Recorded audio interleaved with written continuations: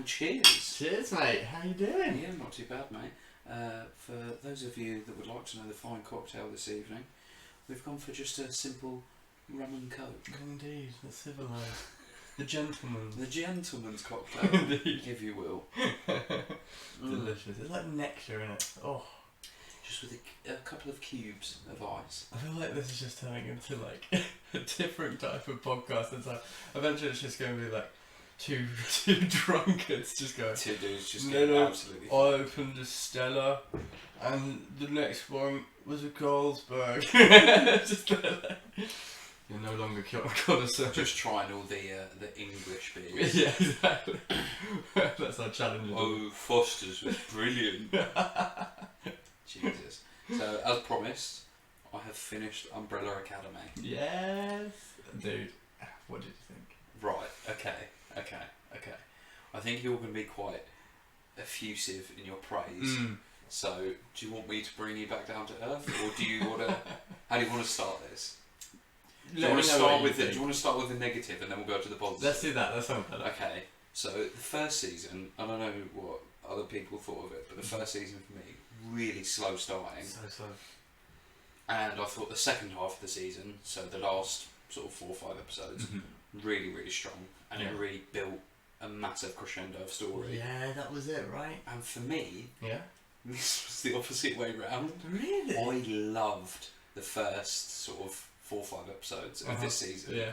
And then the end just kind of petered a bit for me. Ooh, I can totally see where you're coming from. And actually. up until the big ending. Yes, yeah. Right, you know what. Let's just go for it because people have seen it. But we've gone through the synopsis last week. No, so I know, we but can let's just spoil it. So right before the big ending, it was just kind of like, what? So obviously the whole season is building to how they're going to get home.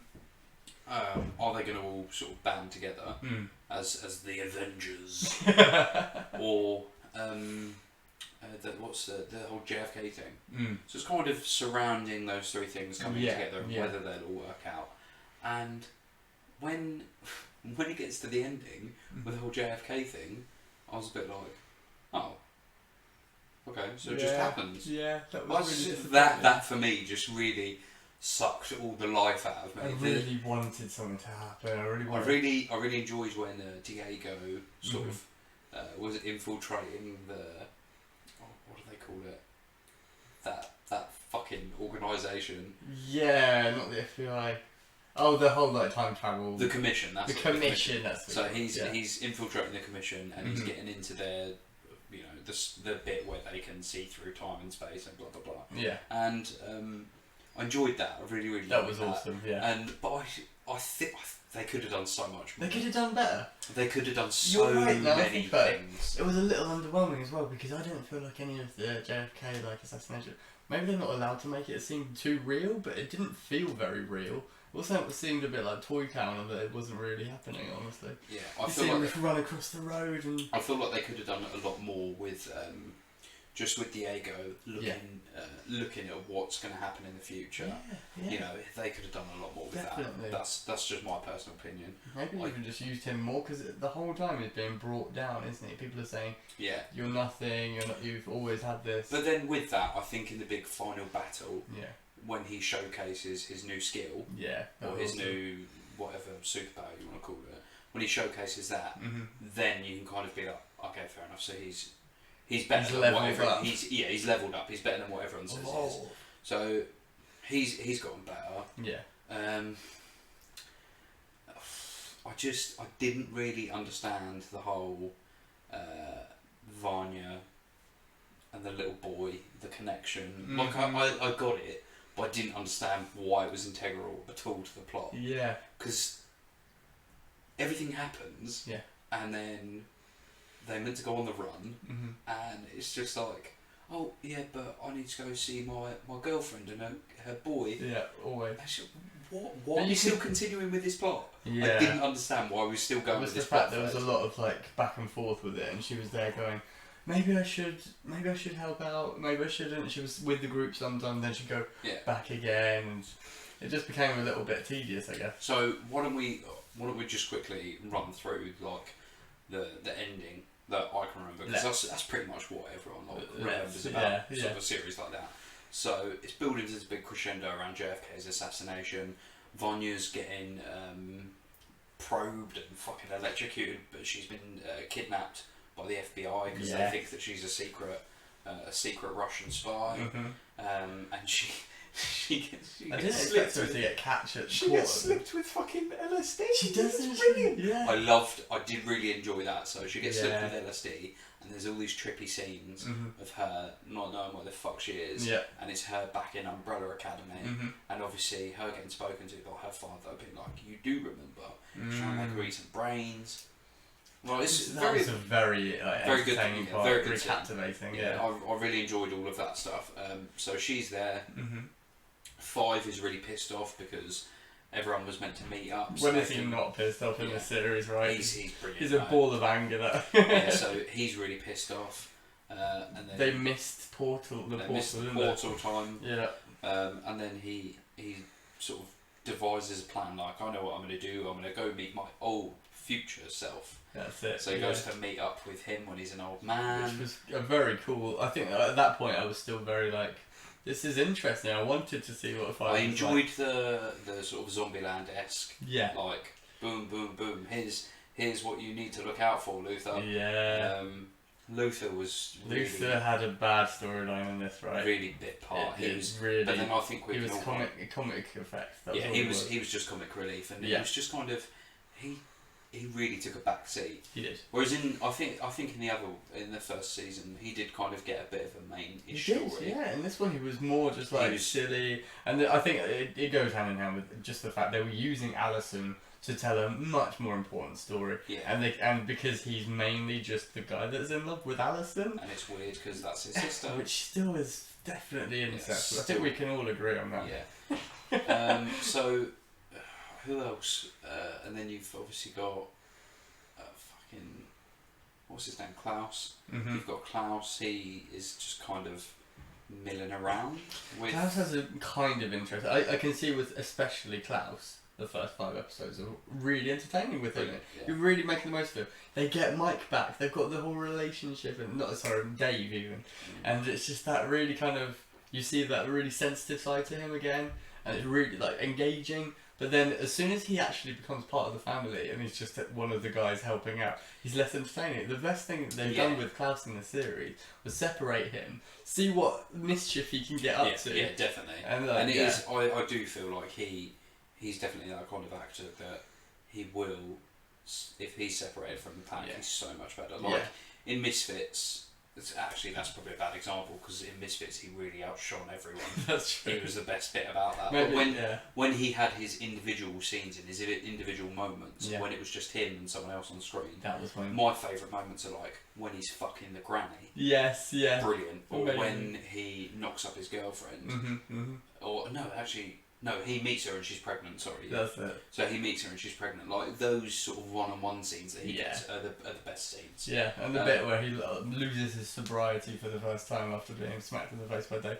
And there's just that moment of dancing down the alcohol aisle. I thought that was really nice. So, so I feel like he's really good, but he just kind of fades into the background as soon as they all get together as a group. I see what you mean. Alison, she's obviously got a really, really important story to tell. Yeah. I'm still not really a massive fan of her. You know, I don't know why. Don't know why. There's just something. It's just something that it just annoys me about her. I'm really not sure what. I get you. I can feel it. But you know, with her storyline, I thought, you know, when she uses her "I had a room" on the policeman, and her husband just disowns her immediately.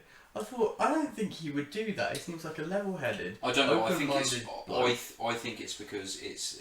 He thought she was working for someone else. And it's in the 60s. That's like buried. I get you. She was a worm or something. But at the same time, like they had like a loving marriage for a couple of years. I didn't feel like she would have to show him anyway, but. It worked for the storyline. I liked when he kind of just got used to her having her power, and he was like, "So what else can you do?" Yeah. And they go suit shopping and shit like that. That was fun. Yeah, that was good. And then who else is left? Ben has a bit of fun. Ben has a bit of fun. He finally gets a level up power as well. Into the flesh, in fact. Yeah, through Klaus. Yeah, that's quite a cute scene. He's just in love with that girl, though. They didn't like that. Actually, that was quite a touching scene, but yeah. I don't think he was used particularly well. Apart from when he has to be there for Vanya. It was fun to obviously see Robert Shannon sort of have a bit of a mellow down, different character to what his character in the show is. Yeah, that's quite cool. I was really invested in that, just seeing how he would perform as Ben. It was quite a nice idea, and I suddenly went, oh, this is how they can use him even more, that actor, because he's that good. Yeah. So obviously this all builds up to the JFK assassination. Fucking sorry, dogs. It's like a... Oh. Wow. That was worryingly quick. There goes that dog. Sorry. Dog's just been knocked on the head. Anyway, we're in Sin City. it all builds up to the JFK assassination. Yeah. Diego's trying to stop it. He knows what happens, and he figures out that basically Vanya is gonna steamroll her way using her amazing electrical force field powers. She's basically going to blast out of the FBI building, which is going to make the JFK car take a different route to what it would have done. Oh, yeah. He's going to live.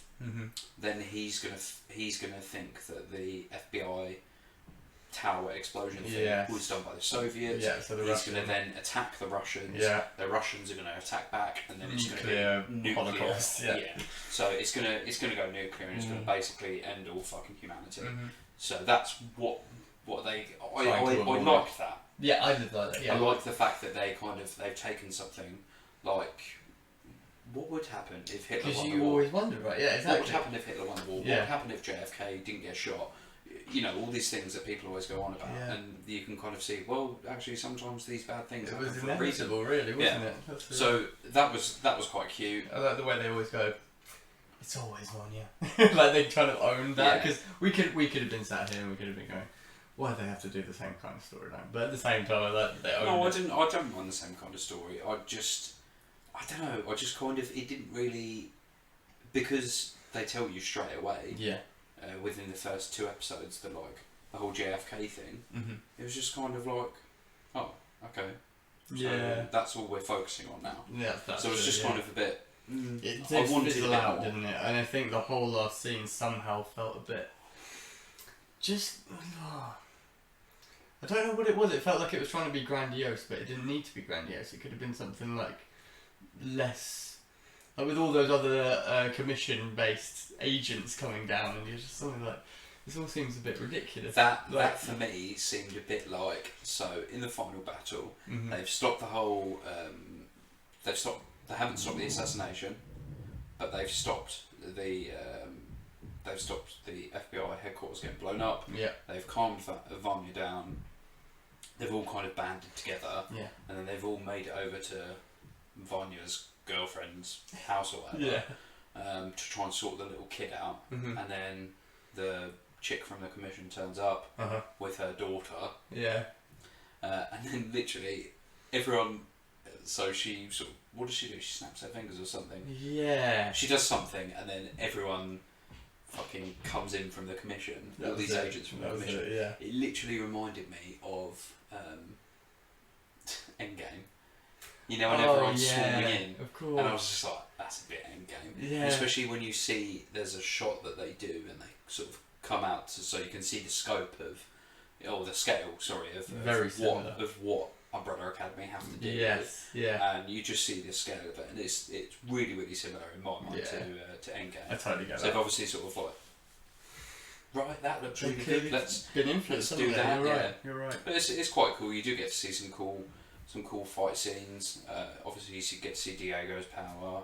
They all kind of band together to help each other out. I think Klaus's power of using ghosts to help him is quite cool. That's going to be exciting. That really annoyed me, because obviously you see that in the first episode, and I was really excited. Like, oh, cool. Okay, so he knows how to use the ghosts. Yeah, that's really cool. Yeah, and he doesn't really do it. I know, that's the thing. And then they'll have that massive battle. They kill off all the commission people thanks to fucking, what was it, Vanya doing her thing. When his power comes in, but this other chick can absorb all the other powers, which is the ultimate power. Let's be honest. Yeah. So it was a bit like a fucking what's it? Dragon Ball Z. Yeah, when you've got the two from Dragon Ball Z just going at it, like the two fucking what are they called?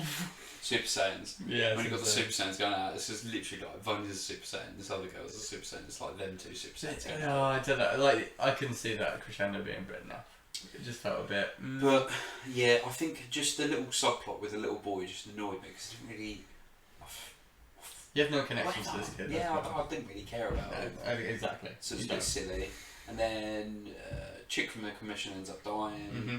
The daughter finds out that her mum's a dickhead, and all the Umbrella Academy live happily ever after. Yeah. Or so you think. And Luther again was useless throughout the entire time, other than picking up that tractor. Well done, glad you're here. Yeah, to help out there. He really was like pushed aside, wasn't he? Obviously, the major talking point is the ending after the ending. Yeah. So they go back to where they think is 2019. Yes. And they're like, "Oh, hey, Dad, we're home." Uh-huh.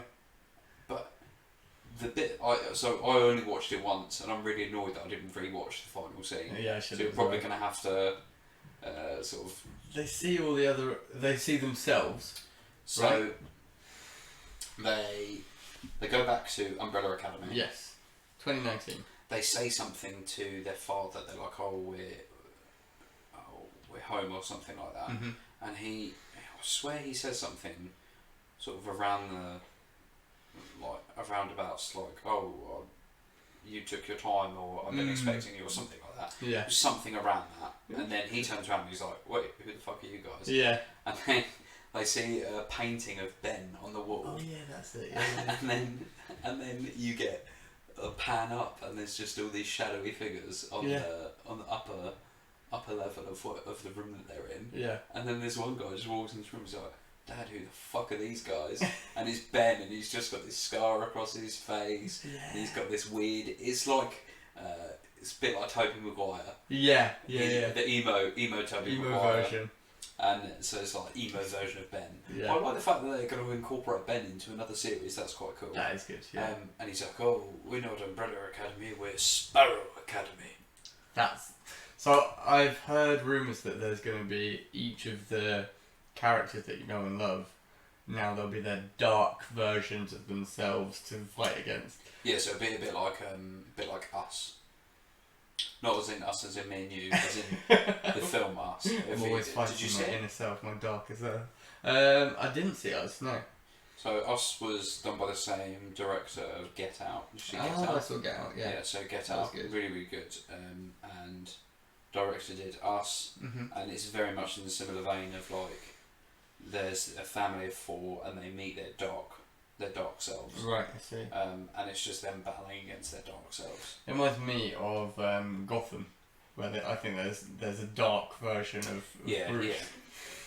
And it's been done, but at the same time, I think Umbrella Academy accepts that they're doing something that has been done a lot, but they are still finding new ways of making it original. I think so it's either going to be a dark version of themselves or just a completely new cast of heroes. But I want to know, like, so timeline wise, what because obviously they've done something to upset the timeline. Like, what was that, and where What they was go that? back to? Are they going to have to go back in time to sort that out? I'd like it if they got back to the 60s, reviewed the way they did things then. Oh, what? Go Do you think that was where it went wrong? Where do they do that? Where they go back in time and then they go further back so they can watch them? So it's Harry Potter. Harry Potter and the Prisoner of Azkaban. Yeah, so it's Harry Potter where they go back and they watch themselves doing these things. Which was a really cool thing to do. Is it Ron or Hermione that says, Hermione. "Do I talk like that? Does my hair really look like that from the back?" Yeah. So yeah, I think I'd quite enjoy that. I really like Ben. Yeah. He's coming back into it, because he hasn't really had his moment yet, has he? Yeah. So that'd be nice to see him like get some screen time. But yeah, overall, I did enjoy the season, but I just kind of feel like it. Unlike the first season, it didn't build up to enough for me. It kind of just. The intro was incredible. Like we said, the stuff we had already seen last week was incredible. That had me hooked, that intro, because it was proper. That was first Avengers movie level of, I'm flying in and doing my power. I'm flying in and doing my power. Look at me, I can do this. Yeah. Even Luther was like, exactly, badass. Like, and then you were like waiting for that. Yeah, and you get into it, and you're just like, oh, I thought it was just going to be standard. They're showing you something. They're going to build to it. And it will happen. Yeah. But it didn't happen. It didn't happen. There was a lot of. You sold me out, man. Nonsense. You fucked me over. What was the guy's name? Irv or something like that. The guy that works at the commission. Oh yeah. And I thought he was quite a good character. Yeah, actually. he was quite cool. And he's going to take over. They're all mates with him. Yeah. It'd be interesting seeing like if that woman comes back, because she's been in it both series, and didn't she die in the first one as well? I think so. Back. Oh yeah, she got shot in the head, and she has a shotgun wound like right on the head. Yeah, so I'm quite intrigued to see what they do with the third season of that. But just I don't know. What about the double agent? What about them being double crossed by her daughter? What do you think of that whole storyline? Predictable. Well, I kind of thought that when the goldfish tells her about case 437, yeah, and she finds out about it, I thought she was going to kind of come up, because she has a meeting with her mum about case 437, and she finds out that her mum actually killed her parents and blah blah blah. We saw that one coming, didn't we? Yeah, but then she kind of walks away, and it's like she's blaming 5 instead of her mum. Yeah. I don't know, she kind of had a look that she knew that it wasn't actually 5, yeah, and it was her mum.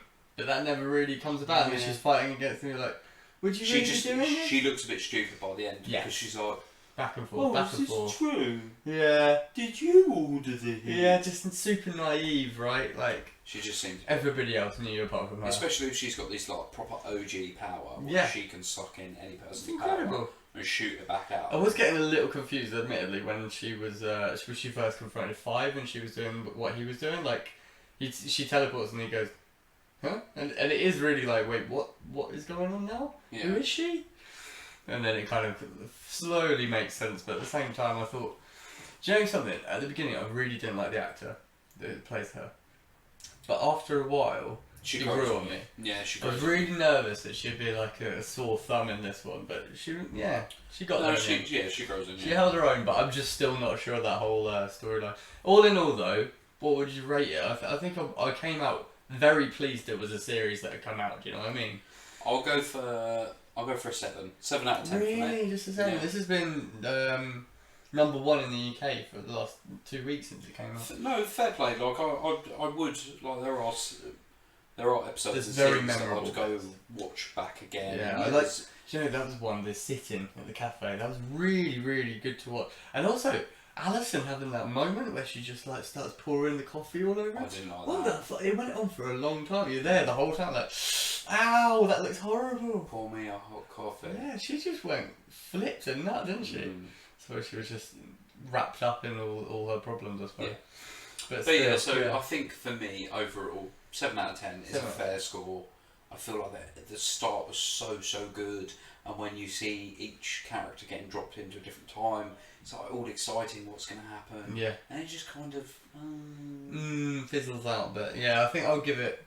I still really rate the series. So I'd probably give it like 7.8. It's nearly an 8. It's a good series, dude, and there's a lot of very very good moments.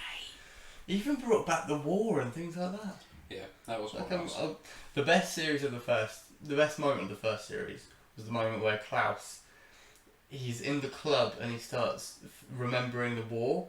He gets the Vietnam flashbacks. Oh man, I kind of don't think there was anything that particularly stuck with me as much as I remember being like, wow, watching that. For me, it's just when Vanya goes Super Saiyan when she's playing violin. Yeah, that was incredible. I love that as well when she gets in the second season when she gets the LSD and she's in that trippy hallucination thing. That was cool. And then Ben comes in to the trippy hallucination. Ben's finally useful. And he comes down the stairs.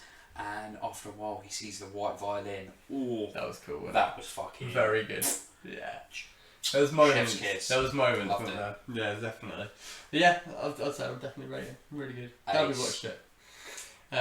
What else have you seen recently? So I haven't seen much, but I did see there's a trailer dropped today, yesterday, something like that, for a new film. Yeah. I don't know if you would have heard of it. The Devil. Let me just double check the name because I don't want to fuck it up and get it wrong. I'm pretty sure. Yeah. So I don't know why, but I keep calling it The Devil Inside Me. What is it? The Devil All the Time. The Devil All the Time? Nowhere near. I'm pretty sure The Devil Inside Me is a... I think that's something. Is it a Slipknot song or something? The Devil Inside is a film, I'm sure it is. Whatever. Anyway. So The Devil All the Time. I don't really know much about it, even though I watched the trailer twice. Okay, right. But the cast is fucking awesome. Who have we got in this? So we've got Tom Holland. Nice, okay. We've got Sebastian Stan. Yes, I know him. So he's Bucky. Bucky, right, okay. We've got... I can't say her name properly. Mia Wachowski. Wachowski. There we go. Yeah. So we've got her in it. There's a guy... Wachowski. Something... I think it's called Derek something. But he's... Zoolander? No. So he's... what was his film? Planet of the Apes. He was in Planet of the Apes and he played... Did you ever see the last... the newer ones? The last one? No, I don't think so. Whatever, so he was in that. Okay. He's quite a cool actor. I've seen him in a few things. Yeah. He's in there as well. And you've got Robert Pattinson. Wow, okay. So I was watching everything lately then. So I'm watching the trailer. Oh, and it's got... I can't believe I almost fucking forgot him. Bill Skarsgård. Hey! So he's always good. Who played Pennywise. Pennywise, one of your favourites. So it's quite cool to see him without any makeup on. Nice. So yeah, the story's a bit strange from what I can gather. So it's meant to be like a thriller. Okay. The trailer starts and it's Tom Holland. He's getting a birthday gift from people that aren't his parents. Yeah. They say, "Oh, your father had this in the war, and we thought it was the right time to give it to you." He gets a present. It's a gun or a pistol. So it's the best present I've ever got. And there's flashbacks of like his dad in the war. So obviously you realise that he's from a broken home. Blah blah blah. Okay, got he's you. obviously a troubled person. Yeah. And then the rest of the trailer's just a bit throwing everything at you. Like, really? Yeah, but what like sense? Just. You know what trailers are like. Yeah, I get you. Just so scenes, and you're trying to piece together. It washes over you. So what happens? So from what I can tell is Tom Holland's just this, I don't know, kid from a broken home, not really knowing what to do with himself, and he somehow gets involved with Robert Pattinson's character, who is a preacher. Oh, okay. There's weird choice for him. There's one bit at the end of the trailer where preachers are really like, "And the righteous shall be free," and he, really sort of high and mighty. And he's giving this really impassioned speech. You only hear sort of like a line or two lines of it. He's clearly giving this momentous speech at some point in the movie, and you see it in the trailer, and he's got like a southern twang. Yeah. Robert Pattinson, like he's put this southern twang on cool. for the movie, and he looks really really good. Awesome. He's quite, because for me Robert Pattinson, all I've ever seen of him is he's really meek, really mild. Yeah. He's just kind of talking like this. Surly, yeah. So for him to be really, he looks like he's quite powerful. Outgoing as well, yeah. And the main sort of takeaway from it is Tom Holland. There's a voiceover at some point, or there's a little like mini scene or whatever. He's in the car speaking to someone. He's like, "That preacher is not who he says he is. Ooh, okay. He's like what you hear on the radio." So obviously there's something up with the preacher. There's a couple of scenes of sort of young girls getting their pictures taken. Oh, it's like that, is it? By someone else, not by the preacher. Right. But it's kind of all linked together and interwoven. I'm quite intrigued by this. That sounds good. The cast kind of grabbed me straight away. Because I love Tom Holland, love Bill Skarsgård. Yeah. Robert Pattinson, I'm open to. I'm open to now, yeah, for sure. For sure. And yeah, it's just a really, really strong cast. I'm just really intrigued by it. I believe it's a straight to Netflix deal. Okay. So is this coming out fairly soon? Coming to Netflix in a month's time. Awesome. So I believe it's September 16th. I should be so watching I that. Definitely would suggest watching that. For sure. I think we'll do a Zoom. We'll do a live Zoom. Should we get and together we'll watch it. Yeah. I just hope it's not one of these things where I get really built up waiting and watching. This is the thing, yeah. So the last movie that Netflix did that for me for was El Camino, and I was so I was so excited. I woke up early that morning at like 8 o'clock. Did you really? Oh, bless you, Nathan. Did the school run, got back off the school run. I was like, right, El Camino's on! El Camino time! Chucked El Camino on 2.5 hours later and I was like, oh. Yeah. Okay then. Bit dry, wasn't it? I mean, it's nice to see Walter White again. Oh, wasn't it? Just, yeah. But yeah, I definitely the devil all the time. The devil all the time, I'll be looking out for it. Okay. It's intriguing to see Tom Holland in something that's not a superhero movie. Yeah. It's interesting that it goes with that, the theme of the whole kind of dodgy priests, etc., which is something that has come out so much more recently. But it was actually interesting, we were talking about that one, I can't remember the bloody name of it now, well, a couple of weeks ago, which was actually... No, it's the one with the Richard Gere in it, with the smarmy lawyer. Oh, yeah. And Owen Edward Norton, that one, yeah. And that was back then, and they were just starting to, like, open up about this stuff. Yeah. But now, I wonder how they're going to frame it, and if it's Robert Pattinson that's actually involved, we shall see, or his character. Oh yeah, well, I literally have not got a fucking clue. We'll soon see. And I'm kind of one of those people where if I'm excited about a movie, I try and consume as little about it as possible. I'm the same. Because I am nowadays anyway. I want to be completely immersed and completely surprised when I go and see a movie. Yeah. You know, I'm definitely that type of person that I'll just look. I'll look at the movie listings and be like, nowadays, oh, that's a cool poster. Who's in it? Okay, they look quite cool. Yeah. Who's the director? Okay, yeah, fuck it, I'm gonna go watch that. Yeah, and then you know that, but that's a lot of other people that are like, oh, let's see a trailer, let's see the second trailer. Yeah, I let's really see want to make sure. trailer. Yeah. It's like, Don't ruin it, mate. You can already see half because the movie if you see those 3 trailers, most of the time you're going to see, you know, the narrative and everything that happened. I actually have a prime example of this, which was Fresh Prince. Have you heard about this? Fresh Prince is coming out as like a gritty drama. So I know of the Fresh Prince. Indeed. And it's just all about how his life got flipped, turned upside down.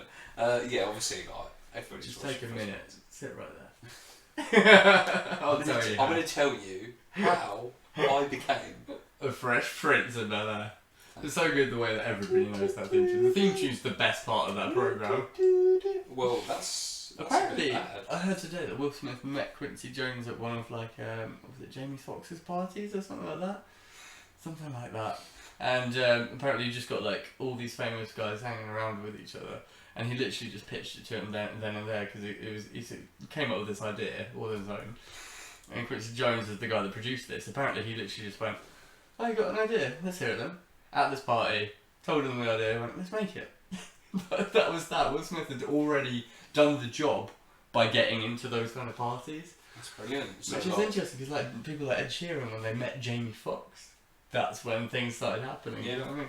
That's quite cool. That's quite a good story. So, Fresh Prince is coming out. Yeah, it's gonna be. There was one of those trailers that it went on for about 3 minutes, and by the end of it, I was like, "You've literally shown everything that's going to happen." So I didn't hear anything about this until you messaged me about it. Yeah. And then as soon as you messaged me about it, it's that age-old thing.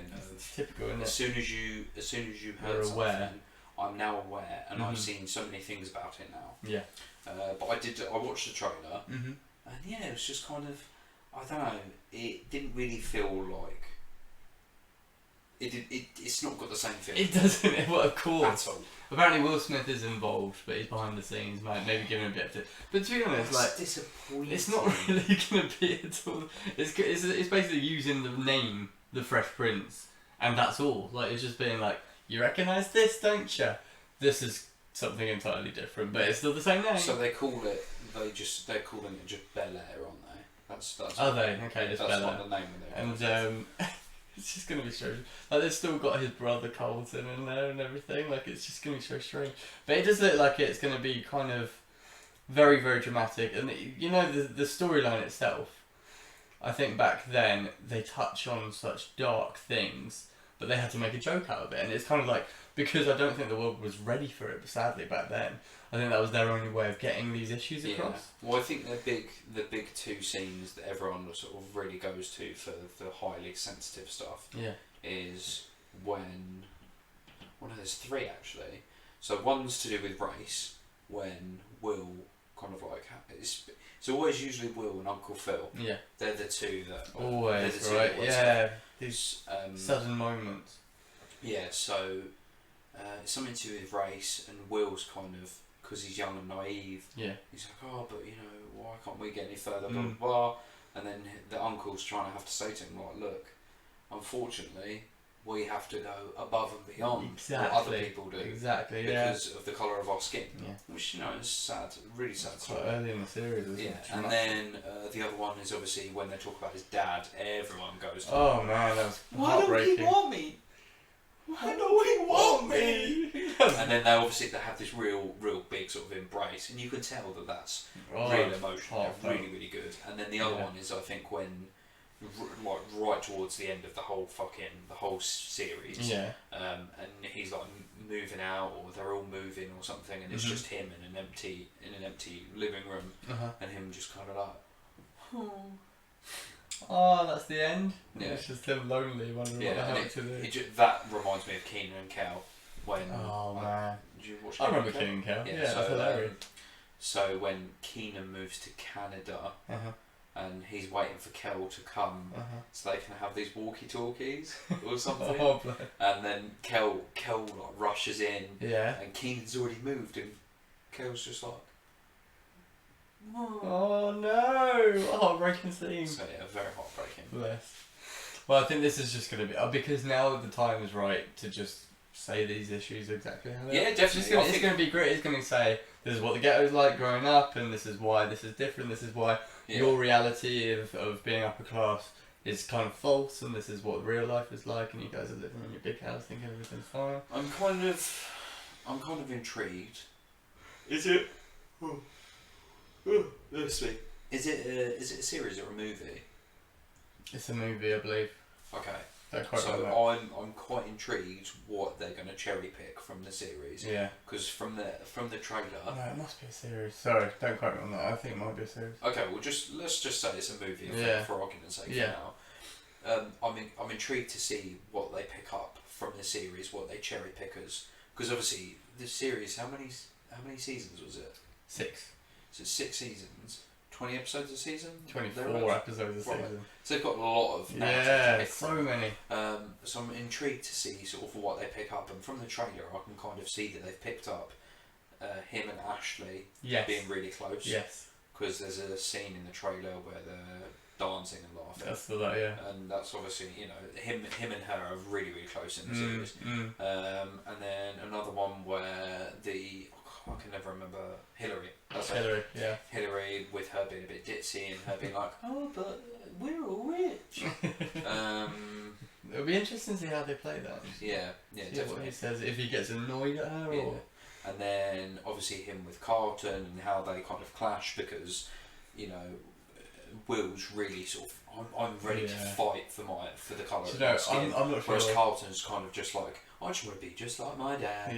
Yeah, kind of blissfully unaware as well in his own way of like, and the way he kind of acts white in the series. But I'm interested to see what that relationship will be like if it is told in a gritty way, because you won't want to see that. You won't want to see Will and Carlton kind of. Do you know what I mean? Yeah.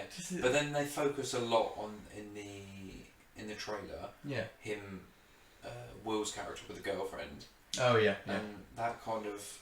That's kind of. I haven't watched all of French Press in ages and ages and ages, but he was always sort of in and out with different. That was kind of part of it. It's a bit like Ted Mosby. Like he's got a different female sort of every other week, and she's going to be the one. No, she's not, mate. Honestly, she's really not. There was a lot of that. Kind of gets repetitive. But yeah, he's got a girlfriend for a lot of the trailer. We'll see how that fits in. I don't know. Yeah. But I'm like, kind of excited. I'll give it a watch, but I just thought that was a very interesting idea. And then by the end of the trailer, he's sort of in some really flashy threads. Indeed. He's got his Ray-Bans on. Yeah. So yeah, I don't know. I'm kind of intrigued by it, but at the same time, he's even got his jazz in there, doesn't he? Yeah, that's cool. Oh, what's your name? And then he holds up the jazz. Yeah, I wasn't. Really? Yeah, I was like, okay. Does he even need to be in that? Because the thing is. Yeah. Mate, Jazz is... He needs a best mate, but at the same time, Jazz is Jazz. Do you know what I mean? Like, I can't see him being like a quirky, funny guy in this. I don't know. We'll see. I think I personally didn't like holding that. I was just seeing like, what should we do to introduce him? That's the most obvious way possible. Yeah, okay, do that. Seems a bit straightforward, don't you think? I liked it. I thought it was fun. Okay, fair. Different strokes for different Indeed. But yeah, I'm intrigued to see what happens with this, how it goes. Yeah, me too. So, have you heard about Mulan and the fiasco with that in Disney? So, this could be the end of cinema. Yeah. Disney could have just ruined cinema. Could have. Tell us, Nathan, in fact. So, know. Obviously, global pandemic. Everything's been going on for the last 6 months, and cinema has been one of the big things that has suffered, obviously, along with everything else. Indeed. Don't misquote me. But all these bad things have happened, and cinema has been one of these bad things. Yeah. And Disney, I think, fucking hell. My presumption is they're trialing this. Yeah. But I have heard that you do have to pay. Have you heard how much it is? Yeah, $30 on top of your Disney Plus. So you've already got your Disney Plus, Which is how much? $5.99 here, so it's roughly going to be about. That's not as bad as I thought. I don't know, $7 a month in the States, and then you've got to pay $30 for the movie. It's crazy, isn't it? Crazy. I don't really know how that works out for us English folk. That's a lot still, dude. That's 20 odd quid, isn't it? No, I know still, but no, I'm agreeing with you. Yeah. I'm not going to fucking pay it. 100%. It's mad. They spent millions and millions on this film. It's got a huge budget, but obviously anticipating. Yeah, so they've obviously seen a massive rise in video on demand. Their service launched in the UK at least during lockdown. Yeah. During this fucking bullshit thing. Awful year. And I don't know. I guess they're just they want to trial this, which I can kind of understand. But at the same time, if you're seeing the cinemas reopen now, you think, fuck it, let's get the movie out. I wish they had, man. I suppose there's a huge demand in China as well, and I wonder what the situation is over there though. So I think from what I can tell is they think they're not going to recoup their money if they bring out the movie. That's it, isn't it? But surely this isn't going to make the money either. We'll see. Maybe it's a brave, bold move that pays off. But I hope it doesn't. Honestly, I know it sounds bad, but let's be honest. Disney has got enough money to spite its face. I agree. They're trying to make their money back, but I really, really hope they don't. Yeah. Just because it will affect everyone. The way everyone does everything. Imagine if they make 5 times their money back. Yeah. They're going to be like, well, we don't really need to bother going to cinemas now to distribute our movies. Because obviously they have to. Do cinemas pay distribution fees, or do the company pay whatever? I'm presuming it's going to cost Disney more money to show their movies in cinemas than it is to show the movies on their own fucking platform. Yeah. And then all it's going to take is Paramount and all these other fucking places to just be like, okay, we're just going to have our own film streaming platform. You can pay $30 and you can watch this movie. Fuck that, man. I do not want to do that. It's bullshit. I'd much prefer to go pay my £10, go to the cinema and go watch a fucking movie on a massive 6 screen. Hopefully, well, I wonder if that's a sign of how long this might take to get back to normal. Maybe some people are anticipating this is just going to be another couple of years. Well, this is the thing. So obviously the cinemas here, depending on whereabouts you live, have been open for almost 3 weeks now. About that, yeah. And they're only showing like reruns. No, old films and stuff. So they're showing reruns. They're also showing Unhinged with Russell Crowe in, which obviously I can't imagine anyone's going to see. There's a lot of people who will put that. But the first big movie that they've been pushing to get out. Yeah. I know. I believe Cineworld wanted to have this film out for opening when they were opening the cinemas a few weeks ago. They wanted to have it there, so as like a big come to us because we've got this big we've got this big massive movie. It's such a blockbuster. So Tenet is supposedly meant to be out on the 26th of August. So fingers crossed it is.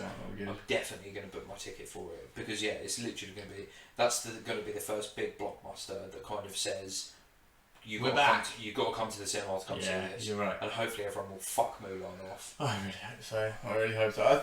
Apparently there's like a bunch of a bunch of controversy surrounding the lead actor in Mulan. Apparently she came out and was saying some outrageous things that is giving her a bad name. I think she was kind of like ruining the storyline or something. What, of Mulan? Something like that. Mate, you know that's already come out. That's definitely already ruined. That wasn't it.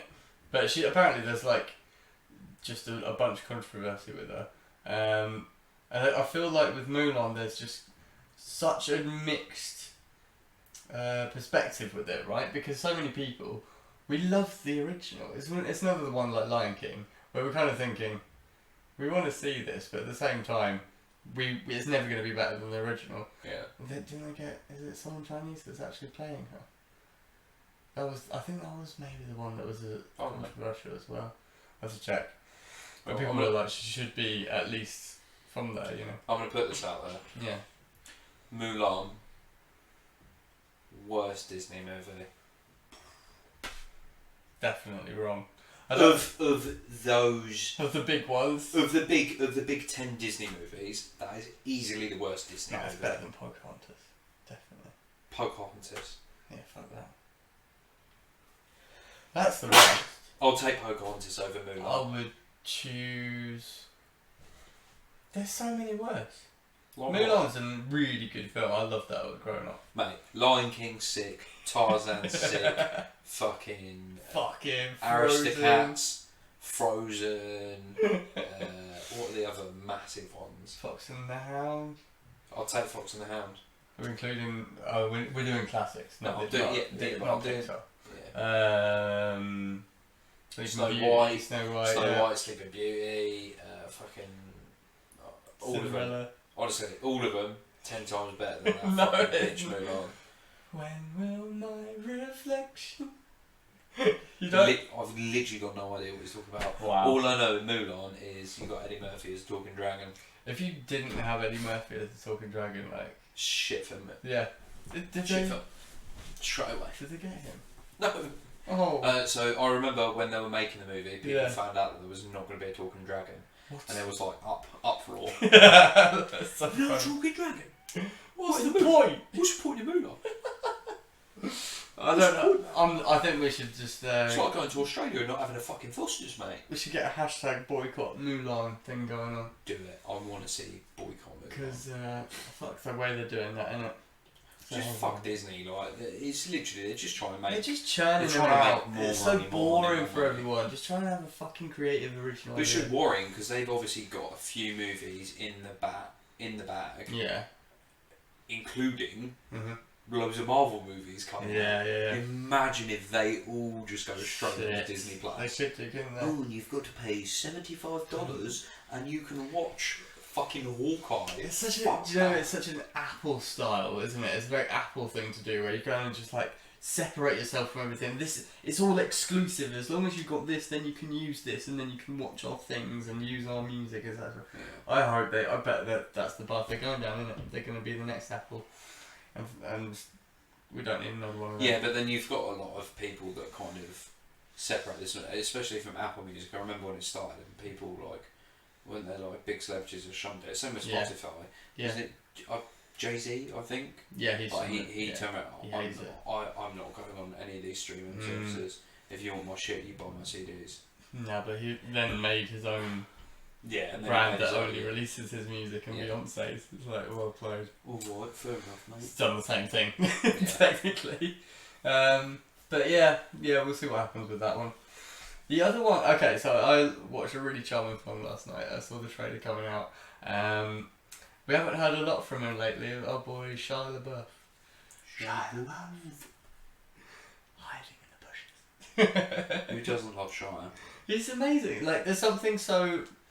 Do you know, I'm glad he's still an actor, because we grew up with him on telly, didn't we? It was on Even Stevens. Yeah, Even Stevens, then Holes. And he's just always been a familiar... And he was such a, like... nice looking kid, wasn't he? Like, you'd want to be mates with him, do you know what I mean? Back in the day. Stop making it weird. Fuck off. Nice looking kid. This guy, man. But I'm glad that he's still going, because I think there's another aspect, which is that he's clearly gone slightly insane because of fame from an early age, which always seems to happen, doesn't it?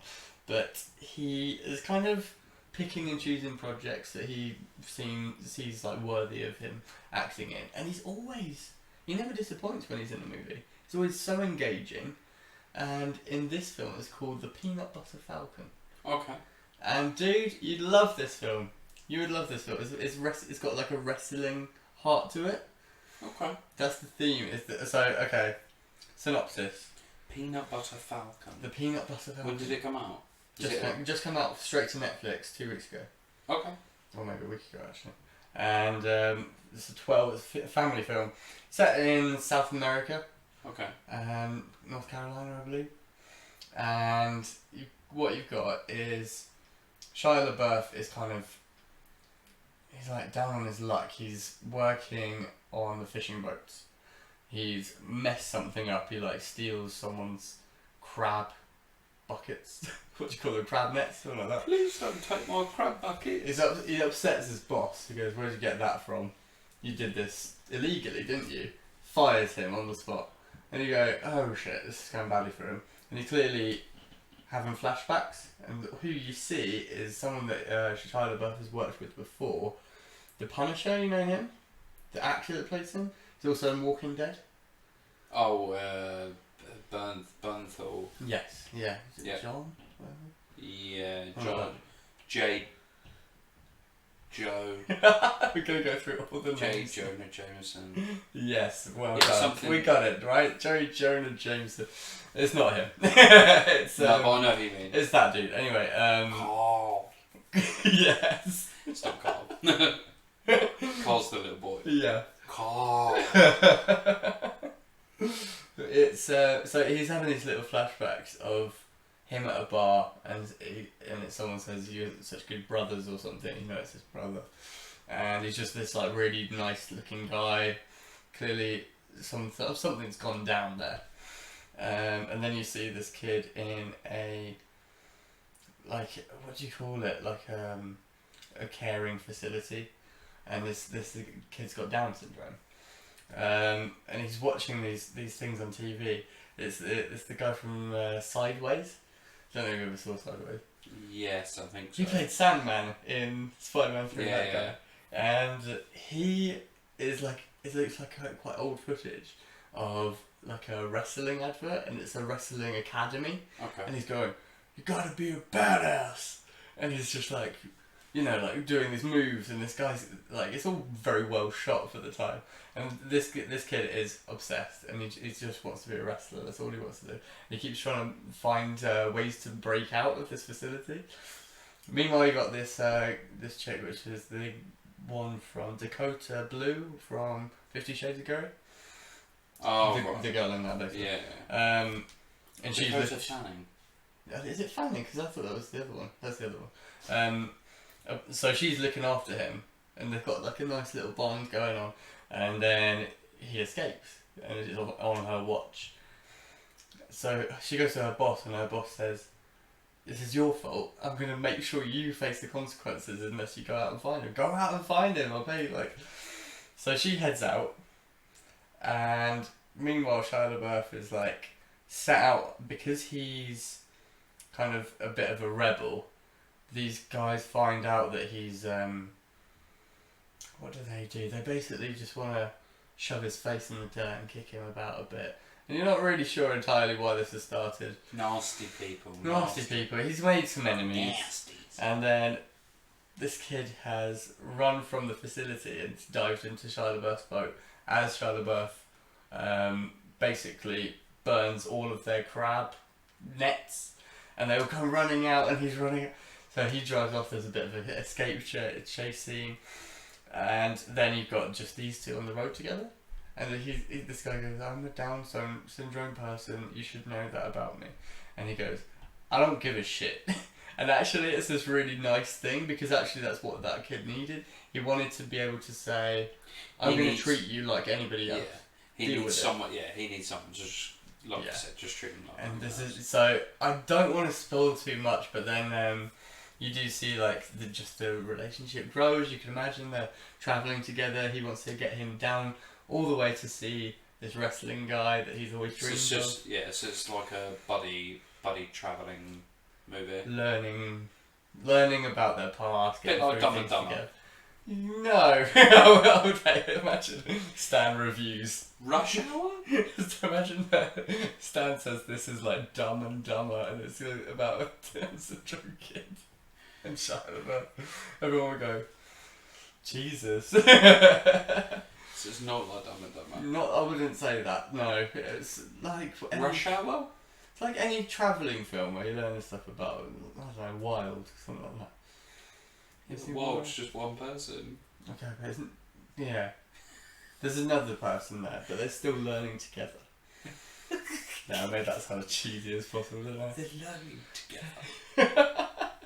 Okay, no, I'm just being facetious. It was really, really good. There was a scene where she catches up to them, of course, eventually, and there's kind of like this love interest between the two, Shia LaBeouf and her. And you just see the way that she's treating him. I wouldn't go in there, Matthew, whatever his name. I wouldn't do that. I wouldn't do this. Did you eat yet? Do you want this? And he just goes, stop doing that. Stop it. Stop doing that. And so she's like, what? He's like, will you stop calling him a retard? And she goes, I would never say something like that. He goes, yeah, you don't have to say it. It's the way you're treating him. And then she kind of has this realisation of the fact that, yeah, they're close, but he's never going to see her as someone that's like on his level, you know. Yeah. And it's a really good bromance film, dude. And then at the end, obviously, they're gonna find this wrestling place, and that was really, really moving, really touching. So I would totally recommend it. I'd give it well up there, like at least 7.5 out of 10. Good film. Shia LaBeouf did not disappoint. Even Dakota Blue I could get on side with, even though she was clearly like mainly picked for a bit like Candy, I think. Awesome film, yeah. I might give that a watch. Other than the stunts, I would say the stunts were the worst part of it. They clearly didn't have very much budget. I mean, you've got me with Shia LaBoeuf. You've got me with wrestling. Yeah. I'm there. Hey, there we go. I thought you'd like it. Thought you'd like the sound of it anyway. So yeah, let me know what you think. I will do. But yeah, shall we wrap up? A-okay with me. Let's do it. Thank you for tuning in, dudes. Dudes and dudettes. Thank you very much. That was really shit. What? Thanks, dude and dudettes. Thanks, dude and dudettes. This has been Colour Me Intrigued.